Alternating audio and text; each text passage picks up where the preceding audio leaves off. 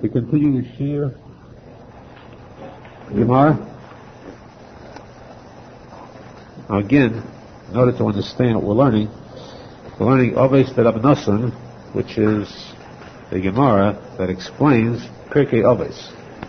On Shabbos we learn Pirkei Avos, which is just Mishnah, short statements of the Mishnah, not fully elaborated upon. The Farshim, of course, speak about it in detail. Avos the R Nosson, we have a lot of these statements that are taken, put into detail, embellished upon, and that's what we're going to have tonight, a few of those items. There are some slight differences, too, between Avos and Avos the R Nosson, as we'll see. Gemara says, based on the statement, there are Bo Midas B'Talmidim, 4 types of Talmidim, which means Talmidim, Talmidei Chachamim, those who study Torah. There are 4 types. One is Lamad V'lo Limed, one who sits and learns Torah himself. He studies Torah himself, but he devotes his entire time to the study of Torah. He does not teach Torah, just learning alone. So Gemara says that person has the schar of learning, but not the schar of teaching. Teaching is a higher level. There's more schar for teaching than there is for learning. It's a higher degree of Torah. Limed v'lo lamad, one who teaches but does not learn, that's a different type. He teaches but does not learn. We'll have to come back to that one. One who teaches and learns, that is, he learns and he teaches both, that person is a perfect Talmud Chacham. The one who does neither, that person, of course, is completely lacking. The Gemara here explains what's meant by Limed v'lo lamad. How do you have a person who teaches but does not learn? We know that the Gemara says that Mikom Alamdai Iskalti, I learned more. I learned from all those whom I've met. All my teachers I've gained knowledge from, that he says, and more than I've gotten from my teachers, I've gotten from my chavedim. Most I receive from my students, because the students enhance the study of Torah. Students ask questions, they force me to delve deeper into the topic that we're learning. That means that the person who teaches gains more knowledge by teaching than he does by learning. What does the Gemara say here? That he taught and did not learn. How do you teach without learning? The answer is, the Gemara explains now, that one who studies Torah,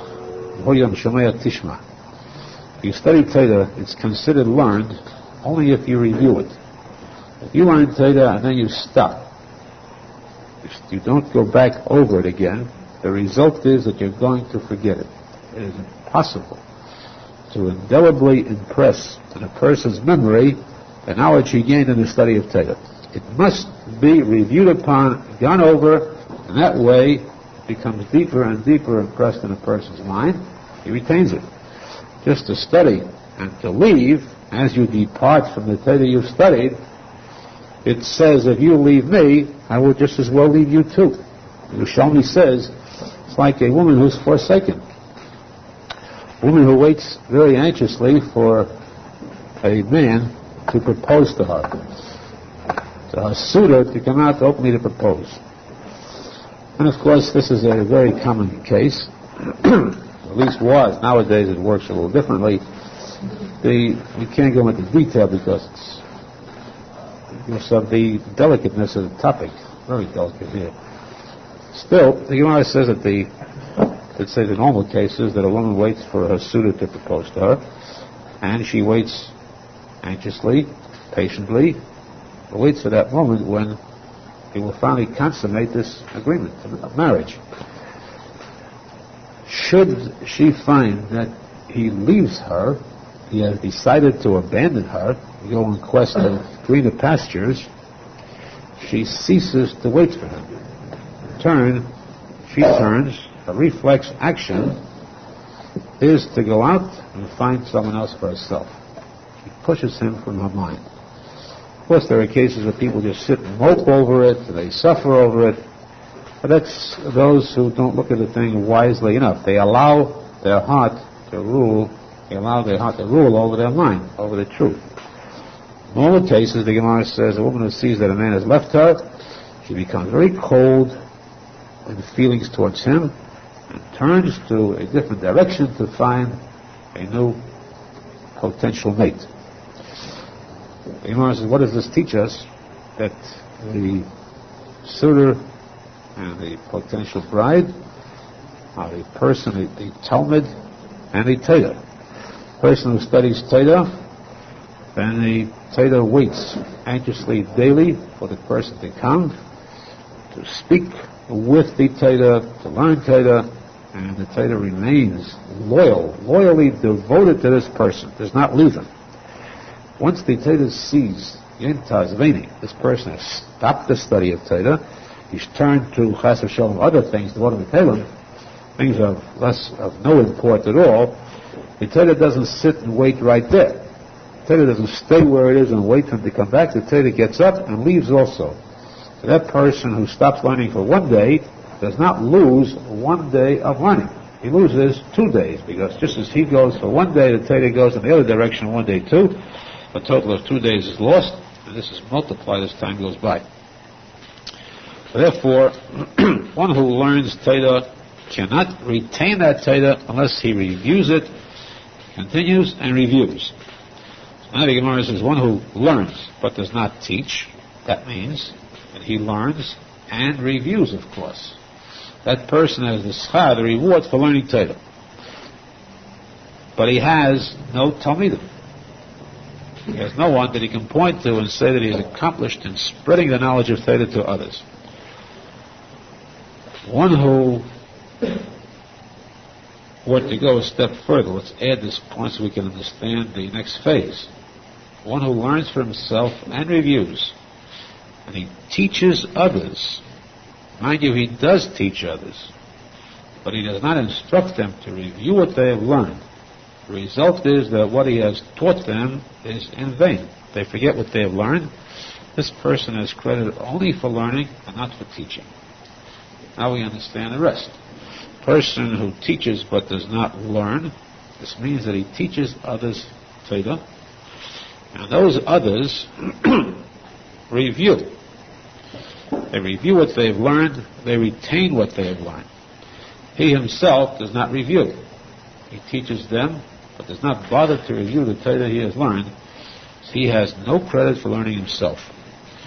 He loses slowly that which he knows. Of course, his Talmidim advance to a higher level than himself. It's very embarrassing for him. He has credit for teaching, but no credit for learning. Not the schar was speaking about. He has Talmidim now, but he has no knowledge of his own. It's very embarrassing when he is an Amharetz. His Talmidim have surpassed him.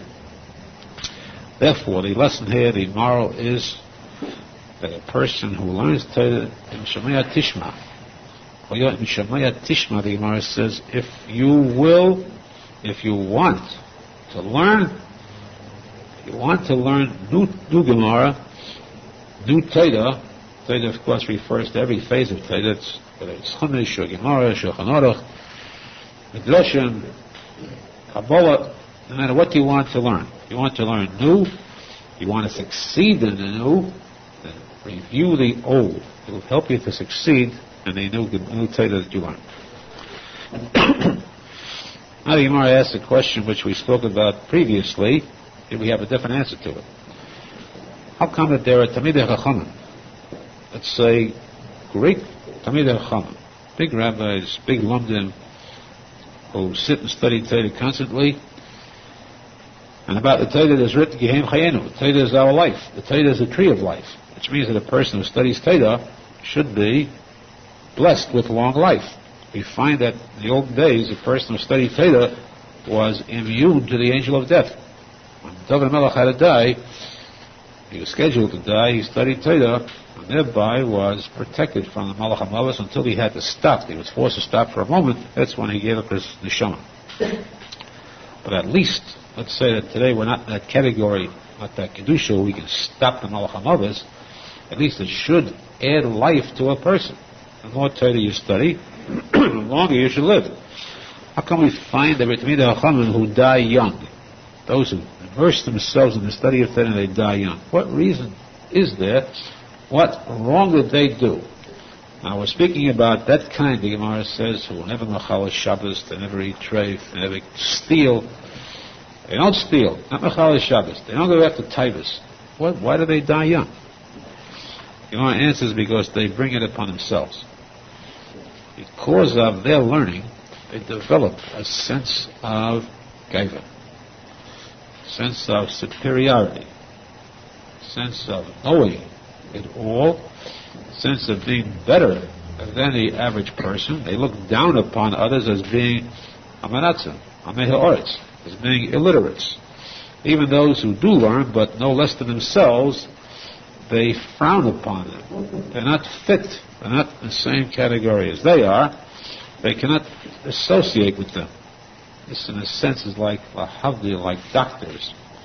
The sickness of doctors who are filled with this vanity, where they consider themselves far superior to normal laymen. This happens to Talmidei Chachamim also. Because of this gaiva, the Gemara says when a person has gaiva, Hashem says, I cannot tolerate this person. I and he cannot be together in this world. Since Hashem Kaviyachol continues to remain in this world, this person must be removed. That's why a person dies, because of the gaiva. It's the gaiva that kills him, that destroys him. Even the big Talmidei Chachamim. Now the Gemara says, let's analyze this case. What really kills the Talmud Chacham? How does he develop this gaiva? After all, the Torah teaches midas, ethics, character. Even Pirkei Avos is made to teach, all the ethics of the others. How does a person get gaiva if he learns Torah? The answer is, it depends what a person learns. Depends what part of the Torah a person learns. Torah itself is called the tree of life. Torah is called Sam, a medicine which contains in it life-giving medicine. The word Sam is medicine and poison. It has two meanings. So it could be a deadly poison. A person learning Torah actually can become a kafir, like Titus, chas v'shalom, as a true epikurean, true kafir, those who know how to learn, and still haven't got the real emunah. Secondly, a person learning Torah could develop evil traits of character rather than good ones. He could develop tricks, scheming tricks on how to defraud other people, how to pretend that he is good and hurt others, chas v'shalom, or to develop the evil traits of gaiva, kas, and so on. How does this come about? Let's see how, so we'll know how to be cautious and avoid it ourselves. The Gemara says very simply, this is something that Arizal speaks about a lot. There are different parts of Torah. Let's place them in a proper perspective. Let's take very lightly, we don't want to hurt anybody by speaking words of Kabbalah. I know there are some who are allergic, a little. But not very lightly, let's take this point. We know there are 4 worlds, 4 sections to creation. Very simply put, this is so simple that any child hear this, remember it. Hashem created 4 specific worlds. This world, it means this universe, which is material, which is organic. Elam ha'asiyah, it's called, a world of doing, physical world. It is a physical world. This means anything physical, which includes, of course, Earth, the planets, the atmosphere, solar system, everything up to the heavens. The entire solar system, or as scientists say, solar systems, or anything else that they want to add to it. Everything is still the material world, the Gashmius. That's the first step. The second step is above this, spiritual, that's the Elam HaYetzira, the angelic world. The world of angels or spirits. There's nothing physical there. In fact, the Gemara says that if a malach comes down to earth, he cannot transfer from one world to the next without transforming into one that is fit for this world. He must come here in a physical form. an angel must garb himself, cloak himself in a physical form. And that's the secret why Eliyahu Navi, when he was taken up to heaven, had a fiery coach come. He got into this coach of fire. The coach rose up as Elisha Navi's Talmud witnessed this. Elisha Navi cried, Ovi, Ovi, Rechav Yisrael Faroshav. He cried out he was losing the company, the teaching, the guidance of Eliyahu Navi. But why this coach of fire?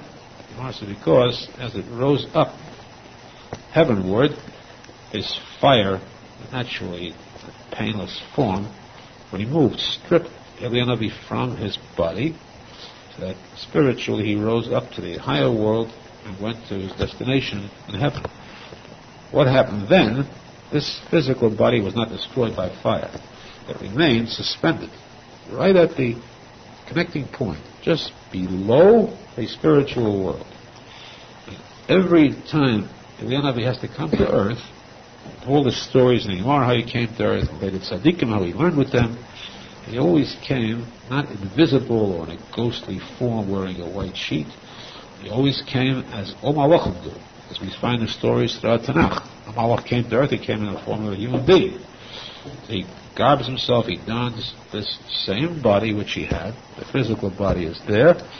There are, of course, changes, identity made, physical changes where it looks different than it looked at that time, but the body is there.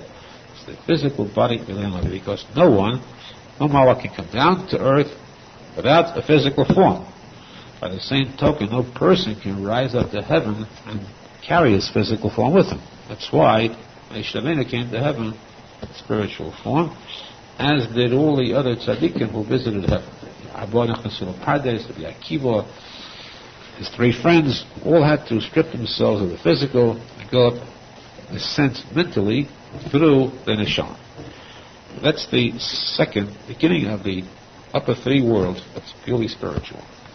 That upper world, angels, in no way can be compared to this physical world. Because the Gemara says that size, you cannot compare spiritual size to physical size. If we use the terms, the Gemara says, let's just use the tiniest term, the toe. Just the toe of the smallest angel is bigger than this whole system, this whole solar system we have. And then further up, it's still bigger, and so on. So, in other words, there's no comparing. It doesn't mean necessarily space. It means saying greatness, and chashivus, and value, and importance, and holiness. There's no comparison. All that is the next level, Elam HaYetzirah. Third is Elam HaBriya, which is above these angels already. We have only a super angel who was there, one, Kavliachot, the throne of Hashem, the Yaakov, and it's called the Elam HaBriya, the Elam HaKisei, the world of the throne of Hashem. Above that, the Elam HaTzilus, that's completely ethereal, heavenly. Above human conception. Those are the four worlds, and these four worlds correspond to something. They correspond to a number of items. For one, basically they correspond to the four letters of Hashem's name. They correspond to the four formations of Hashem's name, and so on. But also, they correspond to the four parts of the Torah, which means that the Torah too has different levels. There's one level that is the bottom level, going still higher, deeper, and so on. The level in the Torah that corresponds to this lowest of all four worlds of creation is the Tanakh. The Torah Shebiksav, the written Torah. Chumash, Nevi'im, Pesuvim. That part of the Torah corresponds to this lowest world of creation. Not chas v'sholom to minimize its greatness, naturally, because that's still the foundation. That Torah Shebiksav is the foundation from which comes all the rest of the Torah. But it parallels the lowest level. Which is why the Gemara says that as far as schar is concerned, the reward a person gets for learning Torah, the least reward he gets is for Chumash, much less than learning advanced Gemara, the next level, Elam HaYetzirah, which represents the world, the spiritual world, which means the angelic world, or the world of the Neshama. That corresponds to the Mishnah. Mishnah is the letters, the same letters as the word Neshama. That's the Elam HaYetzira. Then, above that you have the Elam HaBriya, the world of the throne, that corresponds to Gemara, Teshuva. Then you have Elam HaTzilus, that's far above all conception, that's Kabbalah. That part of the Torah. Which means that the Kabbalah is the highest form of learning. However, of course, we said before, but Arizal says, don't think that Kabbalah itself is that high. Kabbalah is great, so is Gemara, and so is Mishnah, because it stems from Tanakh. So it must be attached to Tanakh. Without Tanakh, there is no Gemara, there is no Kabbalah, there is nothing. But basically, of course, we have the Torah itself, as we have the Aseres HaDibros, which contain all Taig Mitzvahs, the Cheshbonis that is shown throughout. In any event, the differences in the study of Torah, there are differences. A person, naturally, who goes to one section will gain one item, going to a different section will gain a different item. A person who studies one type of knowledge will gain one certain type of wisdom. The second portion, second phase, will gain a different type of wisdom. So too here, the Gemara says when a person learns Midrash. Midrash means the lighter side of Gemara, lighter side of the Torah. Midrash includes the Agoda, the stories of the Gemara, the Droshos, Medrashim, and the Psukim. It's the easier type, the easiest section of Torah. It doesn't take too much depth, too much delving into. There's no effort, not too much effort on the part of the brain to delve into deep problems. A person learns Midrash, but does not learn Halacha, which means he does not learn Gemara in depth, he doesn't go into deep Gemara. That person has not tasted wisdom, the Gemara says. Does not know the taste of wisdom. Arizal says the Fedish, that the word Talmud Chacham cannot apply to a person who learned anything else but Gemara. You have to learn Gemara in order to earn the title Talmud Chacham. It can be anything else you want, but Talmud Chacham is only for Gemara. So a person who learned Midrash, who learned Agoda, who learned all the stories of the Gemara, who learned all the Droshos and all the Musar, has not really tasted wisdom. A person who learned Halacha, who devotes his time as the yeshivas, going through Gemara and Teshuva and Ishanim and Achanim in depth, in a word who goes into pilpul, depth, that person has gained wisdom. Yes, he has wisdom. But if he did not couple that with the study of Midrashim, Agoda, stories in the Gemara and Musar, he has all that wisdom, but he lacks Yiras Shamayim. Wisdom without fear of Hashem. That wisdom can be self-destroying. That wisdom can destroy him, because that wisdom is what brings him to Gaiva. He knows so much, he is so great, he has such pilpul, such depth, he is so superior to others who don't have this depth. This brings him to Gaiva because of the fact that he has the Yiras Shamayim, and he is it. He has no fear of one above him. That's the kind of learning that can actually cause death. This is the reason why Menachem die young. Many people who sit and study Torah, they suddenly pass away. Why? Because there could be other reasons, extenuating circumstances. The Gemara says there are cases, this is a reason.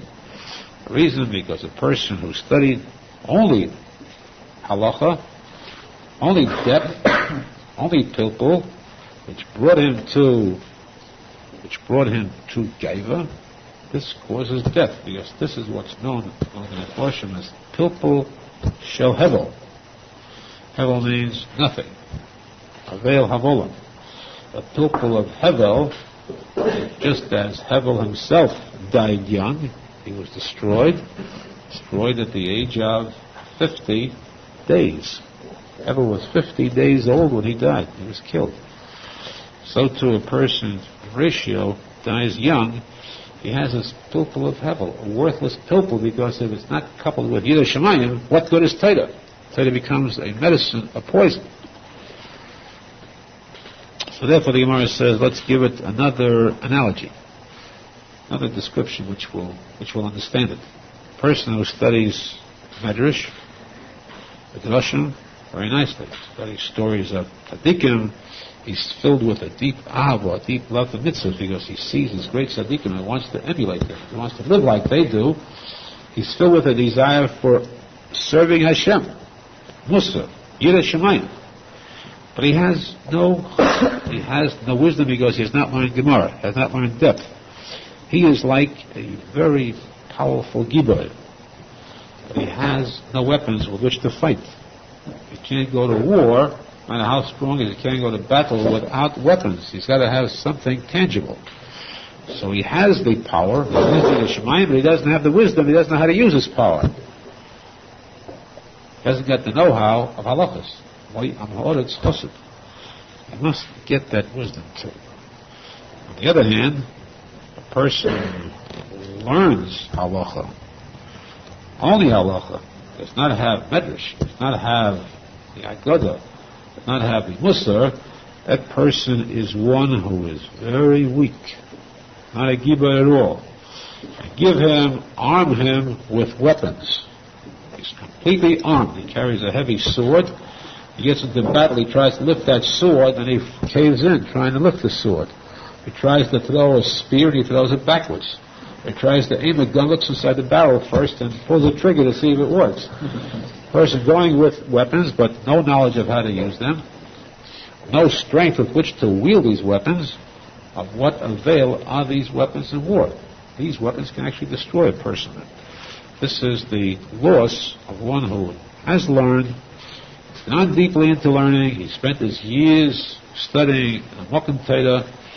He never acquired the necessary traits, necessary requirements of Yidah Shemayim and Midas. Midas which are found only by learning Midrashim, which means Agodas. So with this, of course, we have to explain the tragic misinterpretation. Yerushalmi, there's a word which is Ein lamedim min ha'agodos. We do not learn from Agodah. And people take this to mean we don't learn Agadata. We don't learn stories of the Gemara. We don't learn stories about tzadikim. For such a foolish, such a tragic misinterpretation what the Gemara means.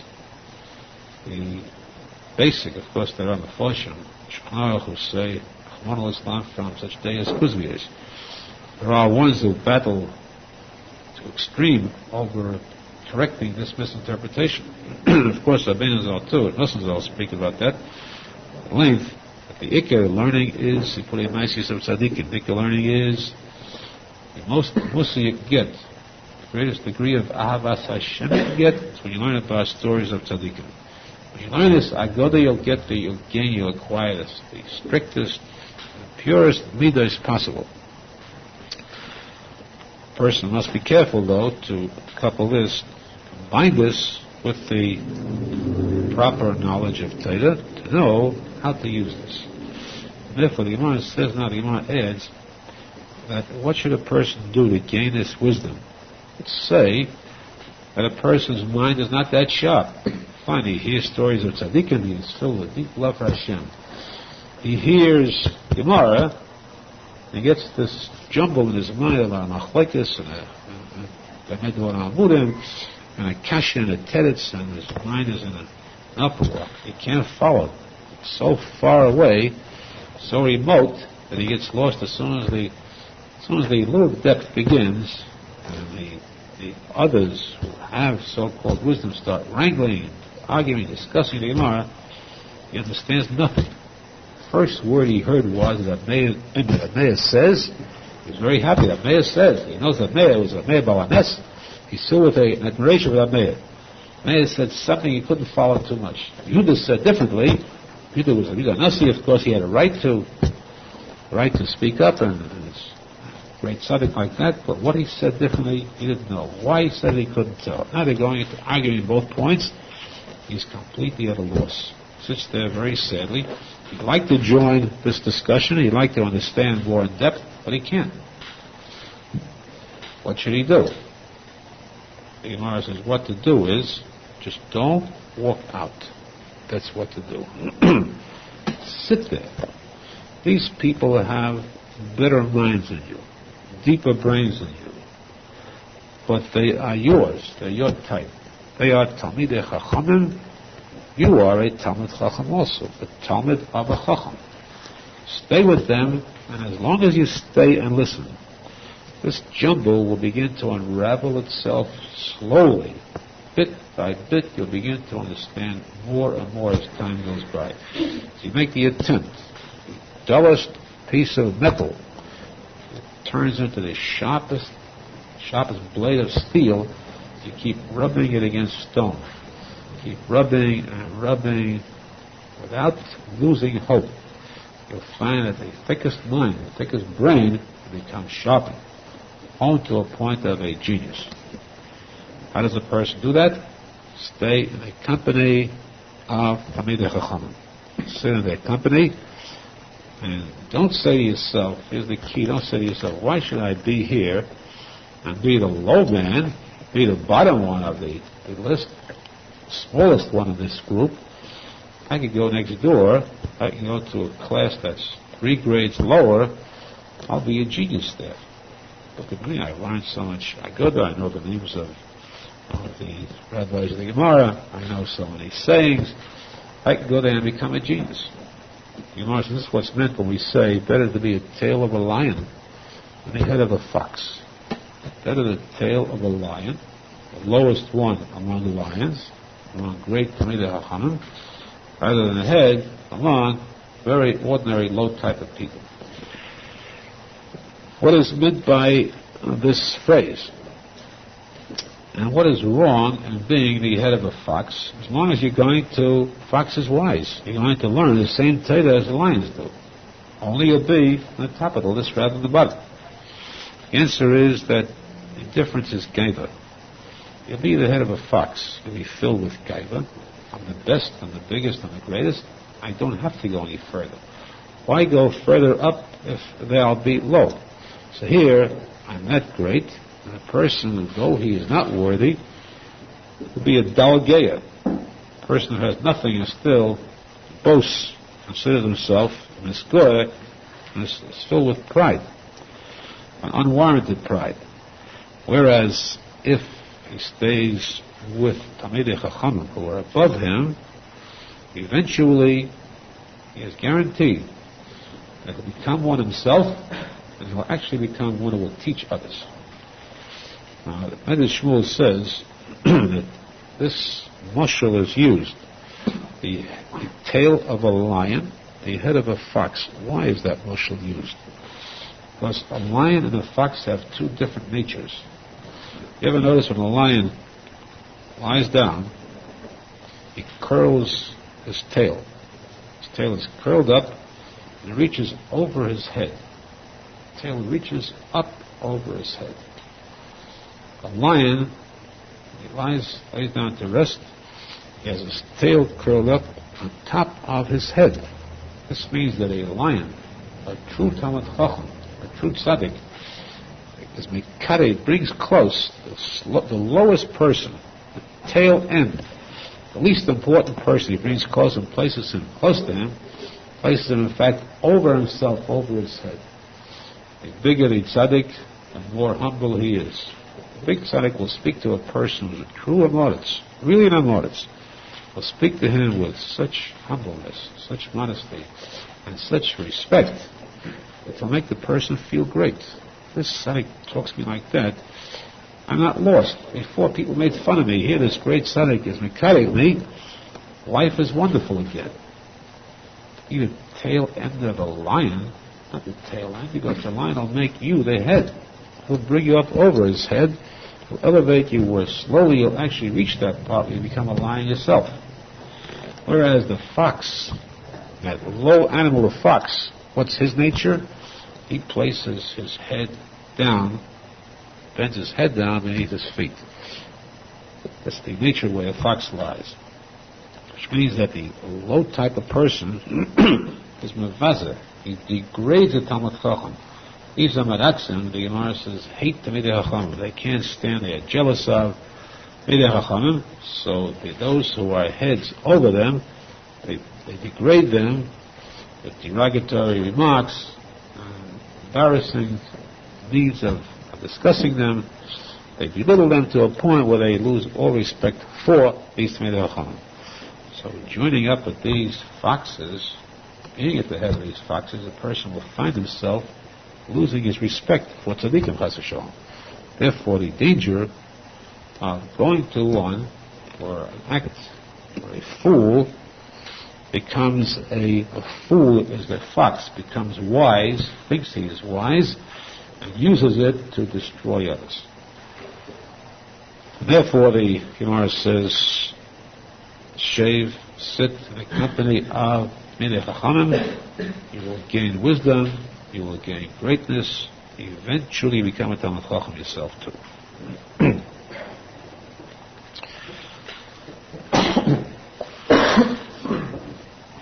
The Meir says that the person who commits a sin b'shegeg, shegeg means involuntarily, without premeditation, it is considered as though he committed a sin, b'mezid, deliberately. Now that might sound very difficult to accept, to understand. Of course, we accept everything. Difficult to comprehend. Why should a person be blamed for something that was done involuntarily? He had no intention of doing it, and it was accidental in a sense. A person is blamed for an accident. Of course, we know the Gemara says that accidents happen in heaven. And Hashem does not let an accident happen to a tzadik. The tzadik should do something wrong accidentally. It happens to a person who deeply in his heart would do it anyhow.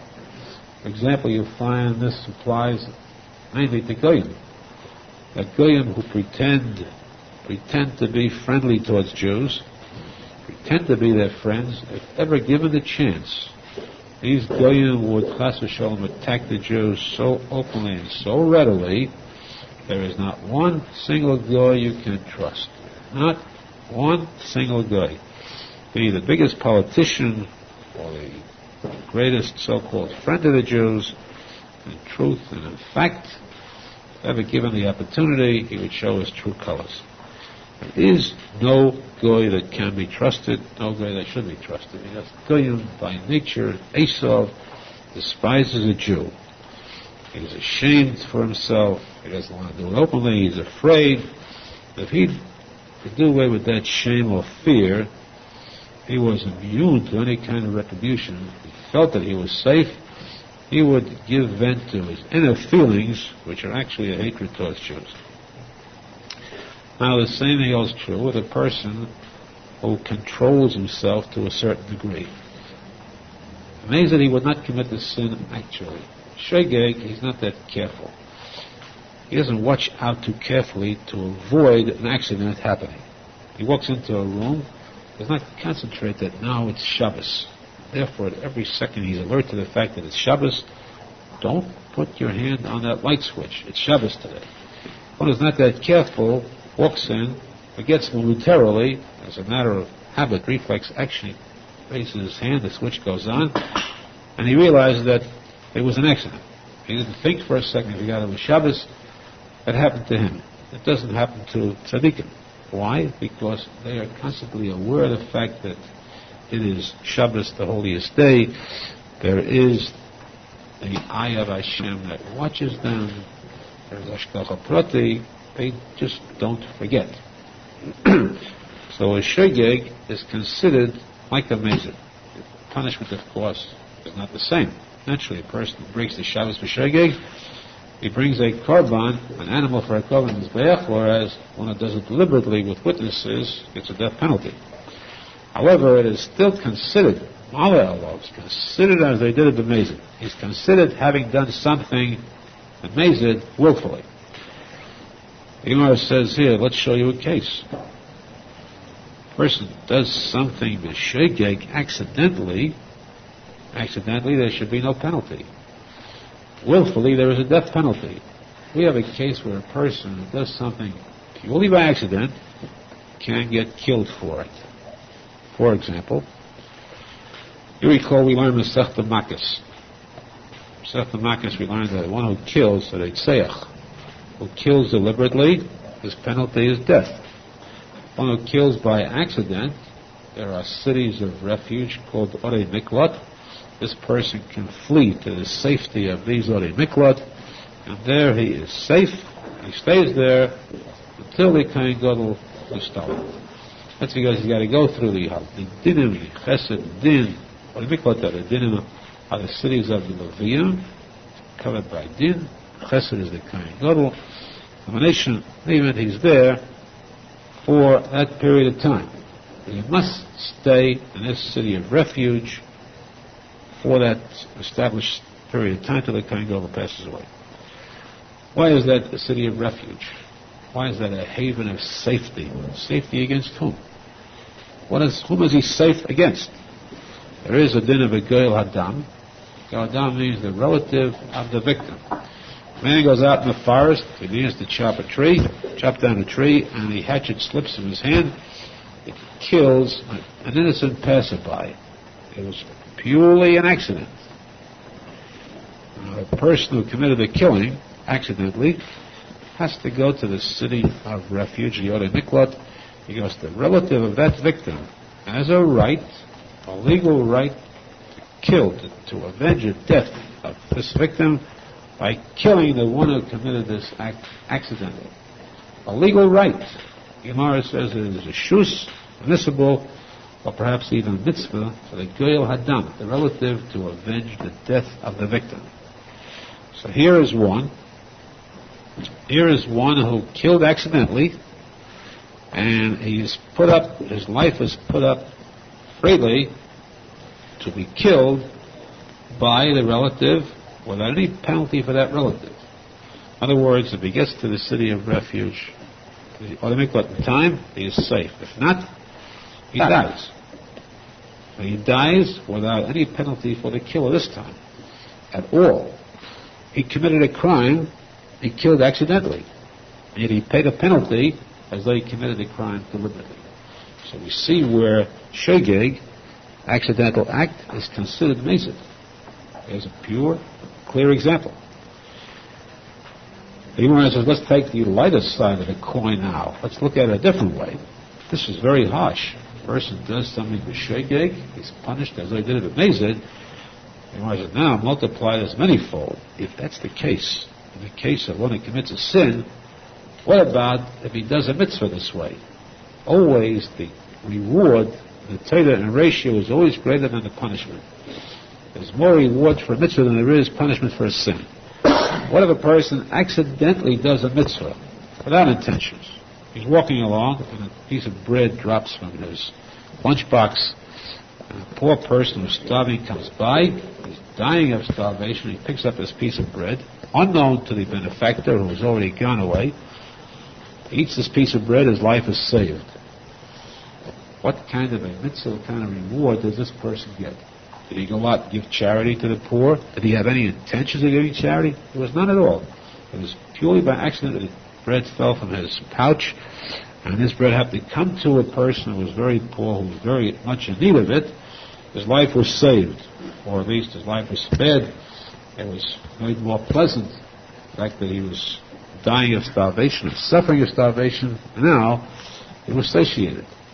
To bring such satisfaction to a poor person, one in need, is a tremendous mitzvah. But is it a mitzvah when it's done accidentally, unknowingly?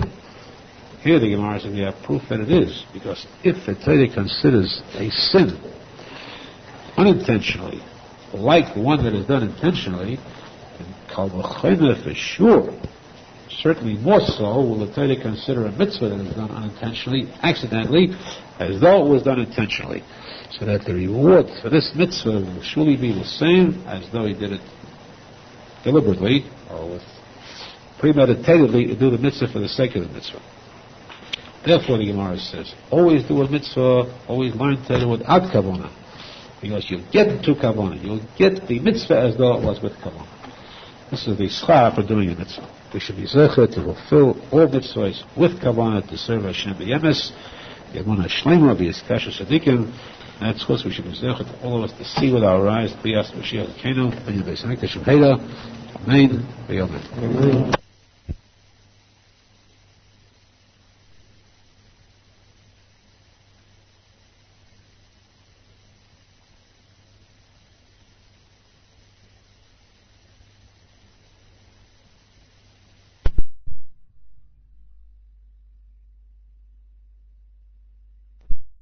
Rabbi Pinchas ben Yoel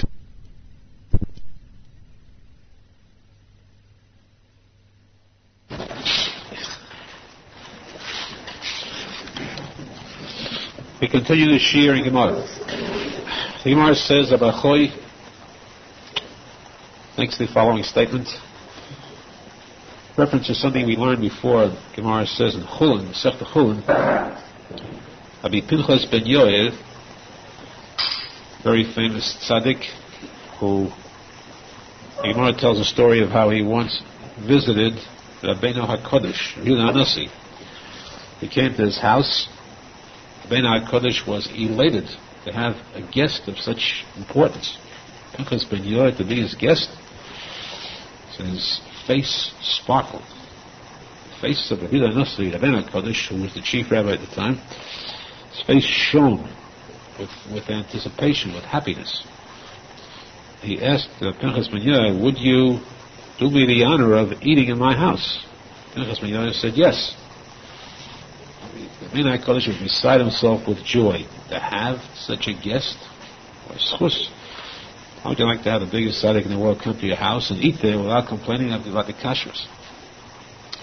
Menachem Mendel was overjoyed. The Pinchas ben Yoel said to him, you think that I don't like to eat in people's homes? I have a reputation not eating there. I have a reason, because I don't like to impose. I don't want to impose on anyone. But it's not an imposition. It's something that people would take gladly. They give everything for that privilege. Still, he said, I don't like to impose, despite that. Then the Gemara says that his record was kept intact. He came back. He had to leave for a while. He came back on his return to visit the Rabbeinu HaKodesh, to come there for the meal. Something happened which prevented him from eating the meal there. The Rabbeinu HaKodesh was very saddened over this. He cried very sadly that he was not zecher to have a Pinchas ben Yoel eat in his home. The Gemara says the Pinchas ben Yoel, from the day that he began to understand, means from his infancy, as soon as he's understood, as soon as he had the proper intelligence, he stopped eating in anybody else's home. He would eat only that which he could get himself. How does a child gain food? Simple. He babysits for smaller children. Whatever it means is necessary to earn the few cents that he needs for his sustenance, for food, he did it. But he refused to eat in anybody's home of anybody's food, including that of his own father. Pinchas ben Yoel did not eat the food of Rabbi Yoel himself, because it was his principle not to eat food that belongs to others, only that which was his own, given to him by Hashem, earned through his work, through his labors, whether it was bestowed upon him. It was shefa and hashemayim, nothing else. That was his principle. Now the Gemara says, in reference to that a person who eats his own food, eats in his own home, and he feels a certain degree of satisfaction. There's no problem, there's no question about whether the food is kosher. He knows it was done properly. Speaking about one who was married to the right kind of a woman, he somehow subconsciously trusts his wife more than he would the wife of the biggest rabbi in the world. He knows that it's perfect here. He knows that the food is better here, it's done better, that it's prepared properly. There is no question of being obligated to anyone. He and his wife are one. So let's say if he does his own cooking, does his own preparing, he owes nothing to anyone. The food is his own, he can sit and eat and enjoy it. But if he is a guest, any place at all, no matter where it may be, then he feels obligated. He feels embarrassed. When he raises the spoon to his mouth, he looks from the corner of his eye to see if he's being watched, to see if he's being begrudged. Maybe a guest at a home, and the host is watching him to see he doesn't take too much. Don't put too many teaspoonfuls of sugar in the tea or coffee, and don't take too much of a side dish. He's afraid that he might be considered as overeating, overstepping the bounds of the hospitality given to him. So there is always that worry gnawing away at him. There is the discomfort, not being able to enjoy his food. This applies even to one's own family. Now, a person marries off a son or a daughter, and marries off a son, and his son invites him to his house. Fine, it's wonderful. The son is religious, it's a nachas. He can go to his son, and he has the pleasure of nachas, knowing that his son is keeping a kosher home. There's a posek be'achaltem b'sad Menachem, and the teichacha, that's the harsh psukim of the Torah, warning by Hashem, the curses that will come to the Jews if they desert the mitzvahs of Hashem. Among all these curses, it says that you will go into exile and you will be stricken by famine. You get to a point where you'll have no food at all. You'll be forced to actually to slaughter your own children, chas v'shalom, eat their flesh. You will eat the flesh of your own children. This came true in the time of Melachem, the time of the kings. You recall, there was a time when there was such a strong famine, in the days of Elisha Hanavi, when women actually had to eat their own children. There's an interpretation of that posek I recall from my shver al Hashem, father-in-law Hashem, like they called him, five sons of tzadik, who said that this is not, the Zaydik Kodesh says all these psukim are in code. Hashem didn't say words that are curses to the Jews. They all have a hidden meaning where they're a blessing. Where is the blessing in this pasuk? He said, "V'achaltem b'sar b'nechem." It's a blessing. You'll marry off your children. You'll be able to eat the meat of your sons, your children. The house will be kosher. You'll be able to enjoy eating meat, kosher meat, in your children's home. What a nachas that is. Some people have children who stray. They wander from the right path. Achman al-Islam, they have no nachas in them at all. They cannot eat in their own children's home. Of course, that works both ways. There are some children who can't eat in their parents' home too. Here, the usual case is, though, that as generations go, they get weaker rather than stronger. There are some exceptions, and of course, those are miracle exceptions that we find at Arizal's Talmidim who perform those miracles, part of those miracles. But in the usual case, the children, even if they are religious, they're not as good as the parents, so the father feels very ill at ease going to eat in the house of his son. This is a blessing then, that you'll have children who will have kosher homes to be able to eat there. Fine, with that blessing, Shilat Kodesh makes a very famous statement. A statement that's accepted generally. People usually quote this, not knowing the source. The quote is that a father can, without any difficulty at all, support 10 sons. Father finds no difficulty in working and supporting and feeding 10 children. He never complains about it. When he gets old, these 10 children bicker and argue, and there are controversies and a lot of sinner hatred that develops among them because of the question, who's going to support the old father? 10 sons together cannot support one old father.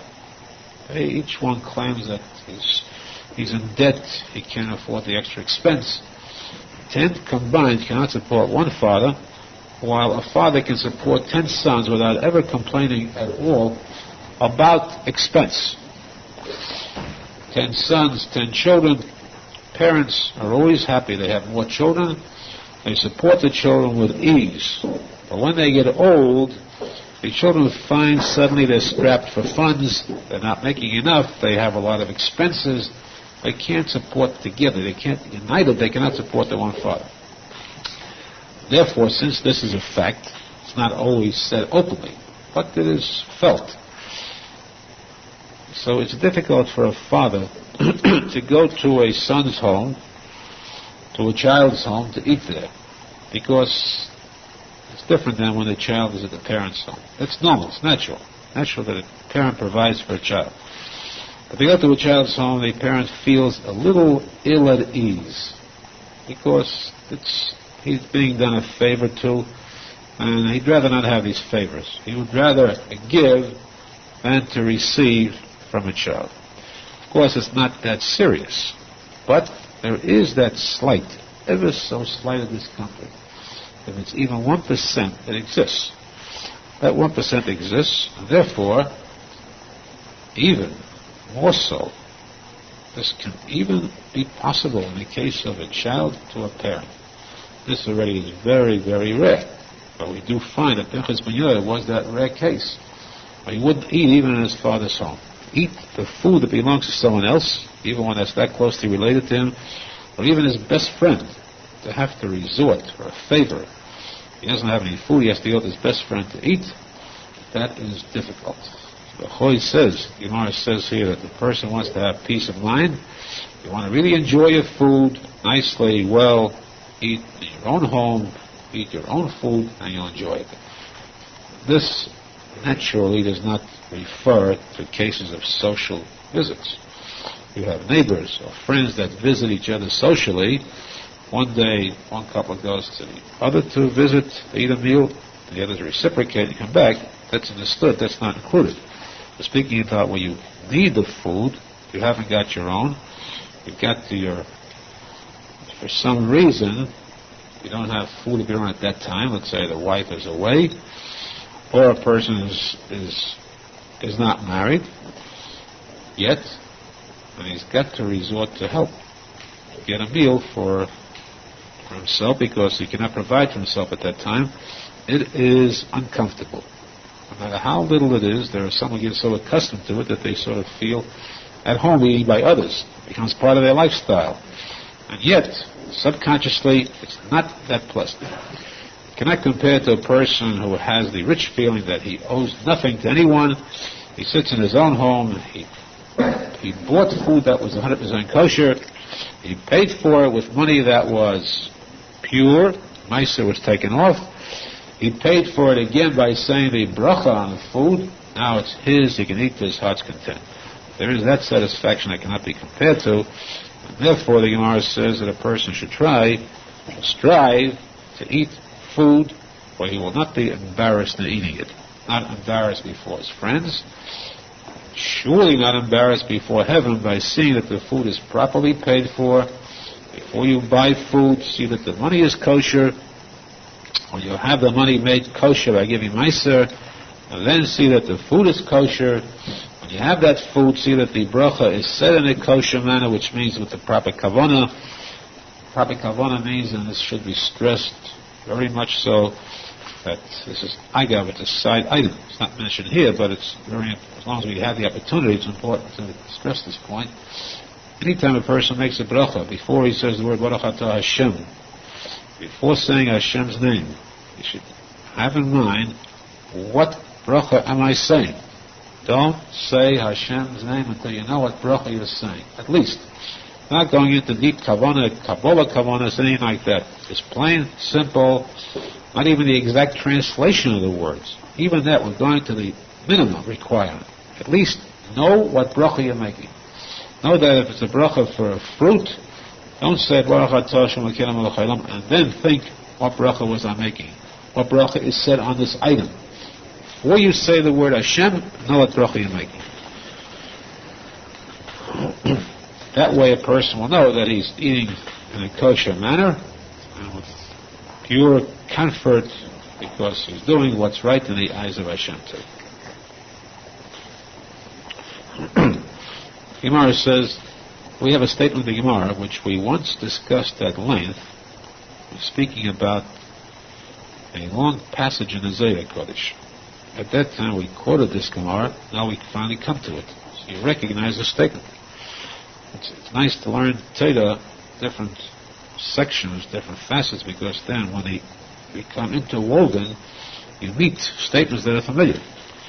But this is the makkah for it. Gemara says that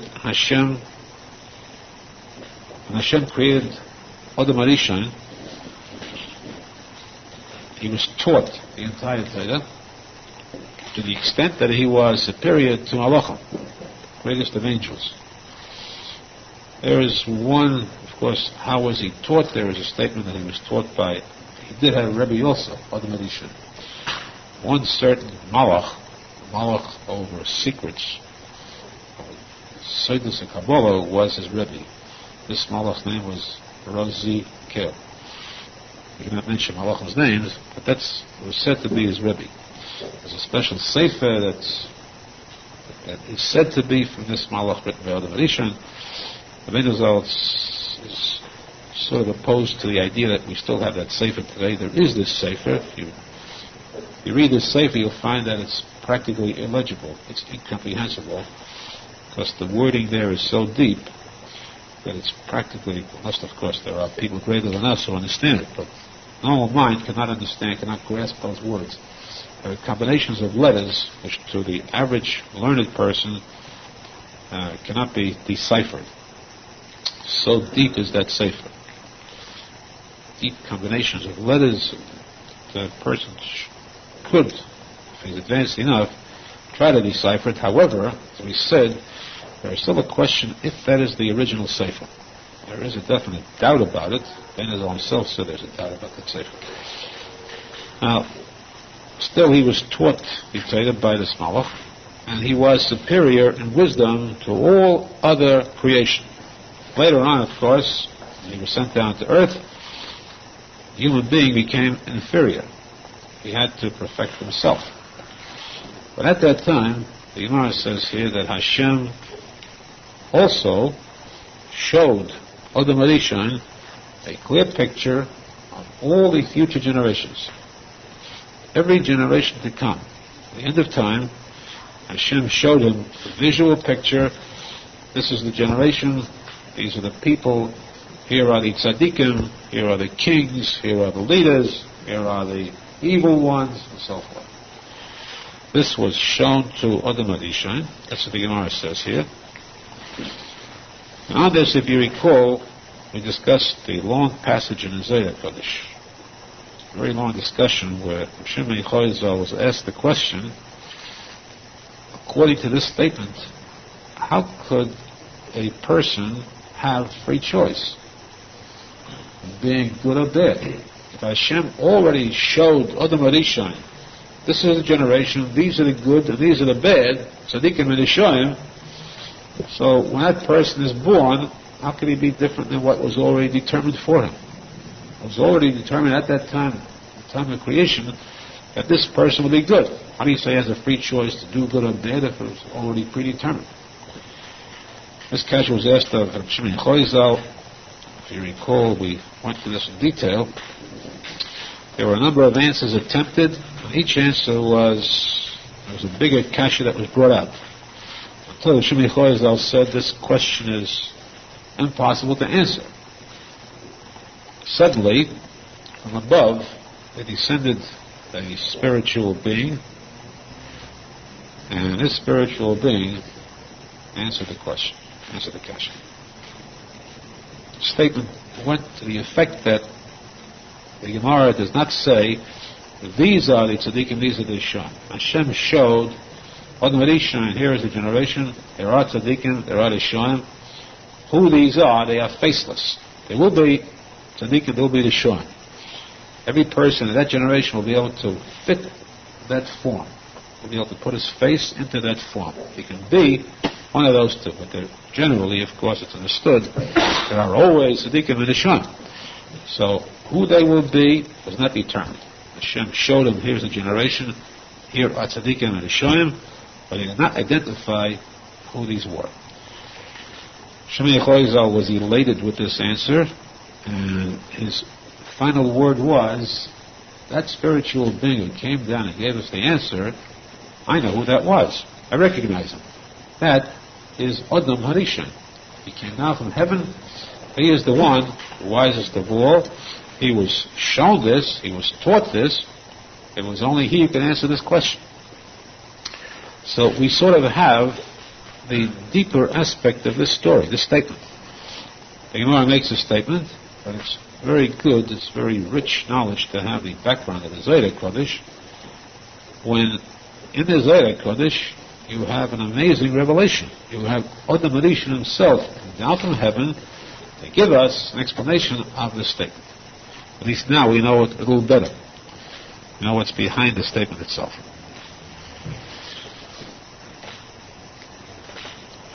The Gemara says that there are, based on the fifth parak, Pirkei Avos, based on that Mishnah, the fifth parak tells us that there are 10 statements with which Hashem created the world.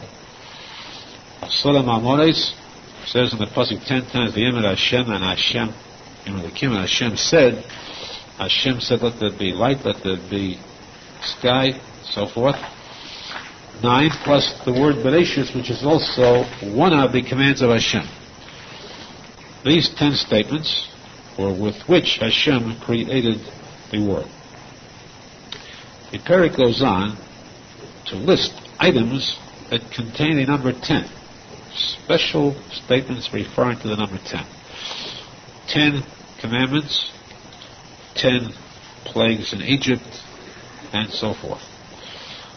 Reasons for all this too. Why did Hashem create the world with 10 statements? Surely Hashem could have easily said, let there be everything, and there would have been everything. Why with 10 statements? And the Gemara's answer, the Mishnah's answer is that the fact that Hashem had more statements, this was for the sake of showing the value, the greater Chassidus, greater importance to the world itself. And Hashem himself expended more words on it, so that one who supports this world, meaning that he conducts himself properly, and by doing mitzvahs, he keeps the world going, that person receives more reward than if the world would have been less important with just one statement. Also, a person who commits sins, that person is destroying a more important world, there is more punishment for him, chas v'shalom. Then the Mishnah says that there were 10 generations from Adam until Noach. These 10 generations were not good, not too good, till generation of Noach, when because of the evil that accumulated, they got to a point, the world became so corrupt that Hashem decided to destroy the entire world and start afresh with Noach. Actually, it means that there was practically no good in the world. Practically. There were very few exceptions. There was, of course, Adam Harishon's son, Shais, who was a tzadik. Tikuney Zohar says, Bereshis itself shows the purpose, the foundation of the world was Shais. As the Gemara says, Menahushtas Olam. Bereshis Bora Shis. Bora Shis, which means that his name should have been Shis instead of Shais. The Yud stands for Chachma. Shais with Chachma would be Shis. He was, Moshe Rabbeinu was a Gilgal of Shais, Hevel, and then Shais a Gilgal of Hevel, and then Moshe Rabbeinu. The word Moshe is Mem Shin Hey. The Hey is Hevel, the Shin is Shais, and then there's Moshe. And that's why, this is the secret of why he was called Moshe Rabbeinu. Why that name, after all, if Basya Bas Parai drew Moshe Rabbeinu from the water with the little box that he was floating in, and she gave him the name. She called him Moshe, because I drew him from the water. Is that why he should retain that name when his father and mother had called him something else? Aren't his parents closer to him, bigger tzaddikim? The answer is because this name itself represents the true secret of Moshe Rabbeinu. So it wasn't that she called him. In the Shemayim Bas Yah, Hashem put into our mind this word. In the word itself, we see everything about Moshe Rabbeinu. The fact that he is the closest to Hashem, spelled the letters of Moshe itself spell the word Hashem, 3 letters. They also contain his 3 Gilgulim, Hevel, Shes, and Moshe Rabbeinu. Also, the word, the number, Moshe stands for the Kedusha, Zeli Umazeh, in opposition to all the Tumah. The Tumah, the Klippas, the Avodah Zarah, all can be combined into one phrase, one term. V'sartem v'avadatem elokim achedim. Elokim achedim means all types of idols, idol worship, of kefira, apikorsis, and Moshe begimatri elokim achedim. He is the one that will destroy. He taught the Torah destroying all the elokim achedim. This Avodah Zarah brings down the Charoin Af, the Chora Af Hashem, Charoin Af, the anger of Hashem.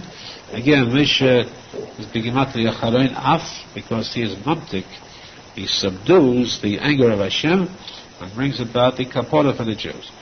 Therefore, we can see now, we speak about Shes being a tzadik, who should have been Shis, because he was not complete yet. Complete is when the person is fulfilled. It was not complete, the Yud, the Chachma was missing. That Chachma could come only as Moshe Rabbeinu.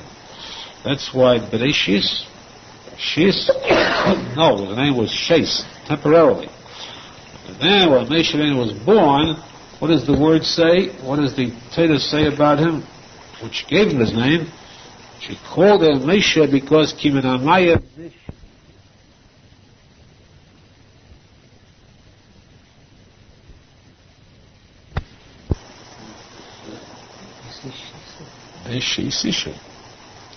I drew him from the water. Mishisihu. The wording Mishisihu is Shis-hu.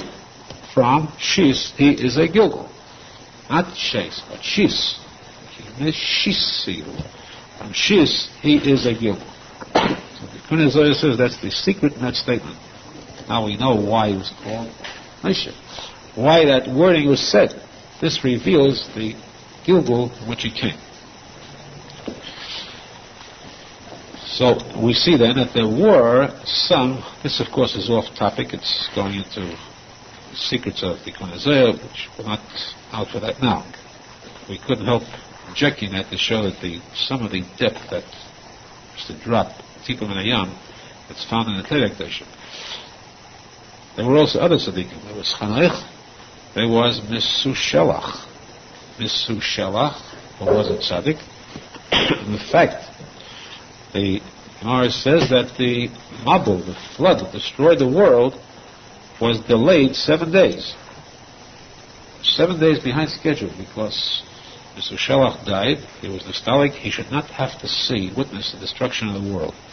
This tzaddik should be spared the torturous sight of seeing the world destroyed, and therefore, in respect to him and deference, the 7 days of mourning, Avelis, for this tzaddik, those days the world rested.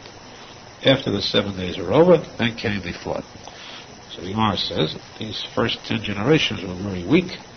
There were no tzaddikim, there weren't enough to keep the world going. The world was destroyed in the time of Noach, Ish Tzaddik.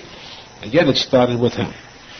Then again the world was devoid of goodness for 10 generations. Noach till Avraham there was evil, until Avraham came, then there was a new world. Then the world was perfect. From that time on, as the posek says, Ela Teles Hashemayim V'Oretz B'Hi Bod Om. This is the story of heaven and earth, B'Hi Bod Om, when they were created. B'Hi Bod Om is the letters B'Hi Avraham. Avraham Avinu, this history begins, because the heavens and earth were shaky. They could not exist. They didn't have a solid foundation. There was no one that they could rest on. They lacked the tzaddik on which the world could exist. Until Avraham came, and then they were able to exist. The Meforshim asked the Kasha, the world did exist, even in the time of the flood, even in the time of the flood, the world did exist because of Noach. The world was destroyed. The people were destroyed, but the world continued to exist because of Noach ish tzadik. He remained alive. So, how can we say that there was no one until Avraham Avinu? When how long did Noach live? Till what year did Noach live?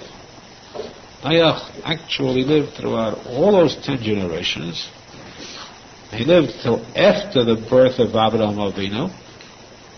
So that means that Avraham Avinu was not the only tzaddik alive then. In fact, Avraham Avinu was 58 years old when Noach was nistalik.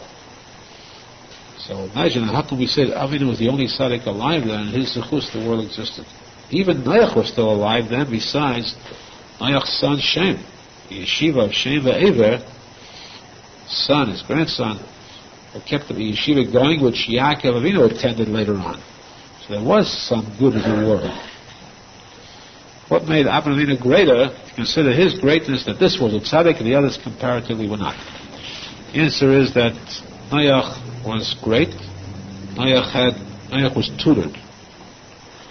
He was taught by his mentors, former tzaddikim, by Mr. Shelach. Shem and Eva were taught by Noach. So it isn't that unusual, that remarkable. They were taught, they had rebbes. They were instructed, they were inspired, they were good, they were tzaddikim. Avraham Avinu came from a zero background.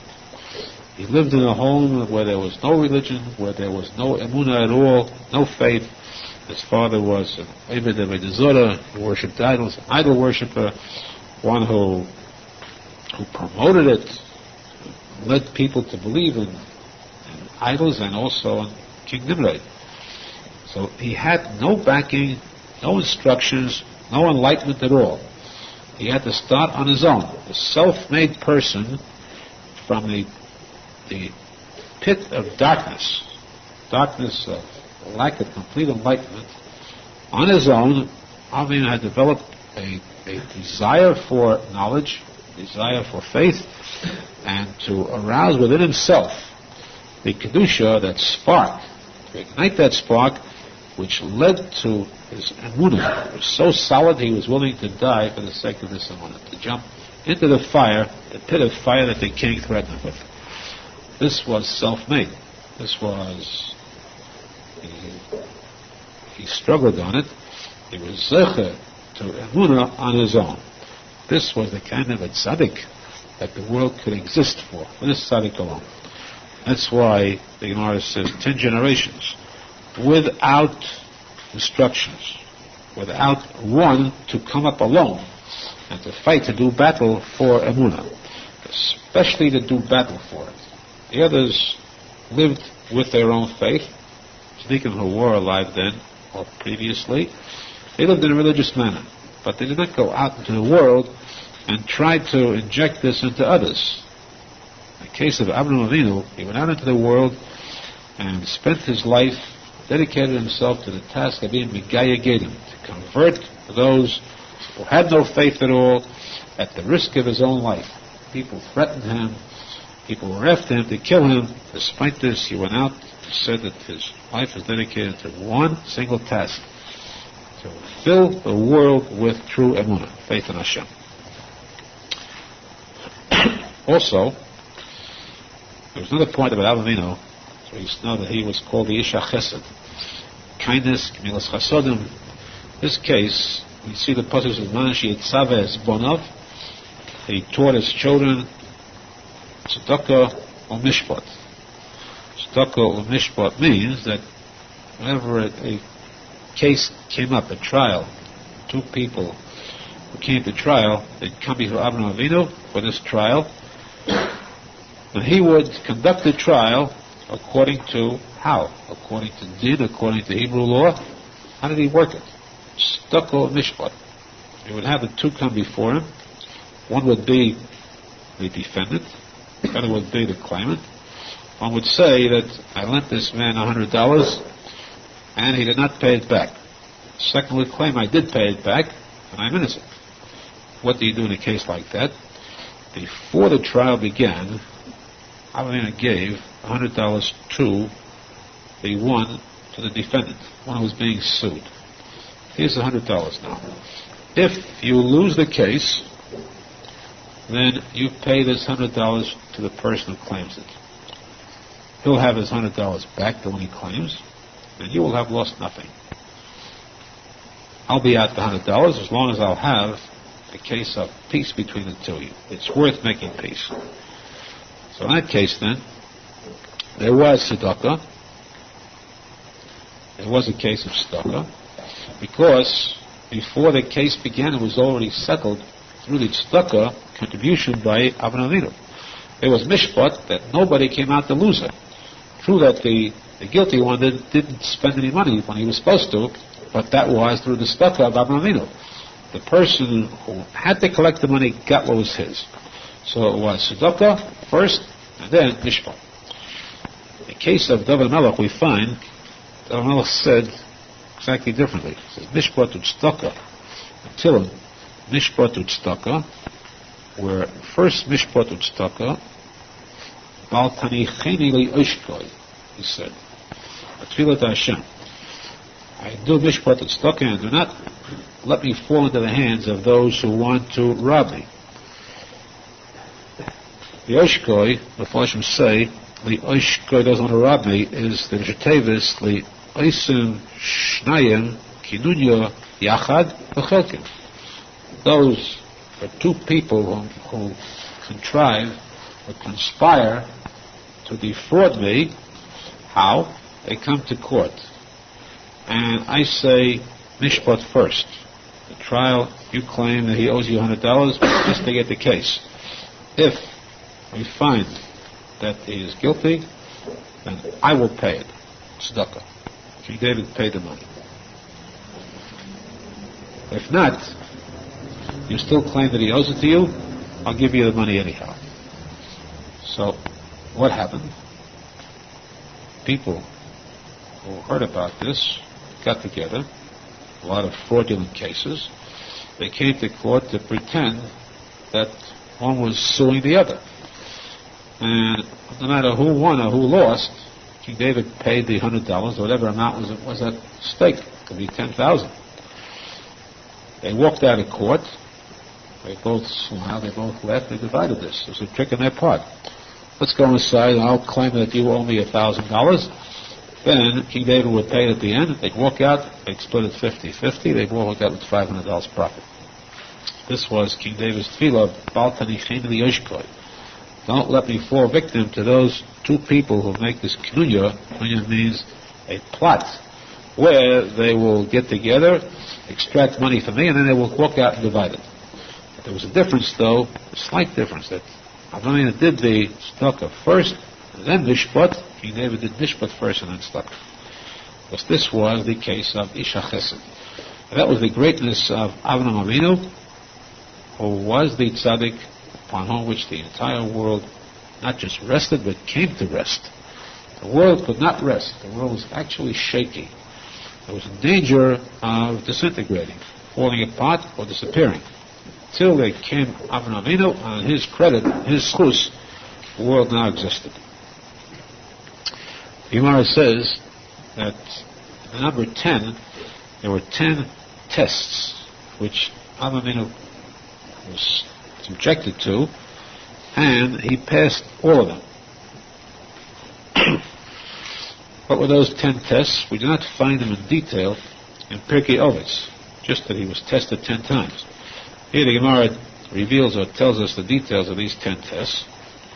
Of course, it just points out what's found in the Chumash in different places. First test he was subjected to was when Hashem said to him, Lech Lecha. You're living in your father's house. It's a very comfortable home. It's a home of luxury. You have an upstairs bedroom, a downstairs, you have a backyard and a swimming pool. All the luxuries of wealth. Leave that. Go into exile. Go to a strange land. Go to Eretz Yisrael, the land of Hashem, and there you should settle. Leave this luxury and go into so-called exile, but this will be your home. Eretz Yisrael is your home. The home for the Jews. This was a test. Of course, we find something similar to that today, too. We find people children, boys who live in wealthy homes, and they give it all up to go into exile, to go to a strange city, even overseas, to go to a poor yeshiva. They live in a dormitory where the beds are very uncomfortable.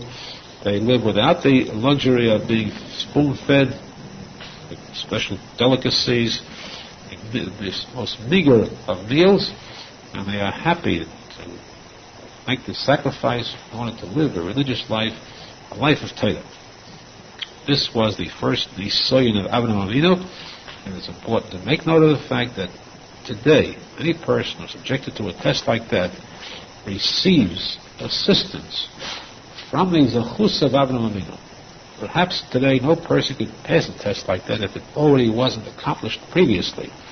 When the tzadik does it in the past, that tzadik zechus remains for all those who have to go through a test like that.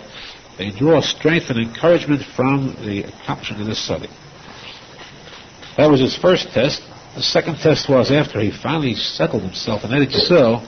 Suddenly there was a famine. He was told, leave Eretz Yisrael. Leave your own country now and go into exile, into Mitzrayim, to Egypt, the land of the Philistines, and there to be subjected again to strain, to trouble. This was the second test. He had also two tests this is not chronological order. I'm just taking them according to the types of tests. Two where he was exiled, two with his sons. One where he was told, send your son Yishmael out of your house, drive him out of the house, no matter how he was different than his son Yitzchak, but it's still a child. Maybe the son of his Hagar, still it was his son. It was difficult to drive his own son out of the house, but Hashem told him, send him out, which he did. He passed that test. Second test was more difficult, and Hashem told him, now your son Yitzchak, to the Akedah, sacrifice him, slaughter him, for the sake of Hashem's command. This test too he passed. He had two tests with his wives. One with his wife Hagar. He was told also, Kodesh Homa Azois, drive this maid wife out of your home. It's difficult. After all, one is close to her. Still, without questioning it, he drove her out. Second test was when, against his will, his wife Sarah was taken captive by the king of Egypt. This happened twice. He did not question, he did not complain to Hashem, why should this happen? You sent me here, now I fall into this problem. He did never question the word of Hashem, he accepted this gladly. Then he had the test with the four kings who took his nephew late captive. He went out readily to do battle against them. Again, he had the test later when Hashem told him that after all these promises that you were told, your children will be the selected nation of Hashem, but no, in the future, they're going to be sent out of Eretz Yisrael into exile. They'll be in a strange land. They will be there as slaves for hundreds of years. It's a very bitter bit of news to receive. He did not ask questions as to why, wherefore. Hashem said it, he accepted it without question. These are very difficult tests in Emunah, which shows the solid Emunah of Avraham Avinu. A test on his own physical being, when he was told to either reject his faith or be thrown into a pit of fire, fiery cauldron, or cast him, he did not hesitate for a second. He let himself be thrown into this pit of fire, because the miracle of Hashem rescued him. But to go into that pit of fire without knowing whether he'd be saved or not, again, he did not hesitate for a moment. He went to what was certain fiery death, accepting it readily. The last one, the 10th one, is the test of, at such an old age, to undergo the bris, circumcision, which is physically dangerous at that age. Again, he was very happy to accept this mitzvah of Hashem. These are the 10 tests. Why did Hashem subject him to 10 different tests? Why not just one big one? The answer is very clearly, the Gemara says, to show others, let all others in later generations know how precious are the Jews. Why are we always daven and say, B'schus Avraham Avinu, like Aharon. Here we have one case, the first father of the Jews, who was so loyal, so devoted to Hashem. We can see by that one case alone, but all the Goyim see, and we say that we are the chosen people of Hashem. We put this up as an example. No Goy can ever, show anything similar to this. This is our answer to those who are skeptics, those who have questions about this. The zechus of Avraham Avinu, the 10 tests he was objected to and passed. This is the symbol of the fiery existence of a Jew, of the Jewish nation, because from that time on, throughout all generations, the Jews gladly went to their deaths, every generation, for the sake of their religion, for the sake of their Amunah of Hashem. And it's that fiery Amunah, that Mesiras Nefesh, which will ultimately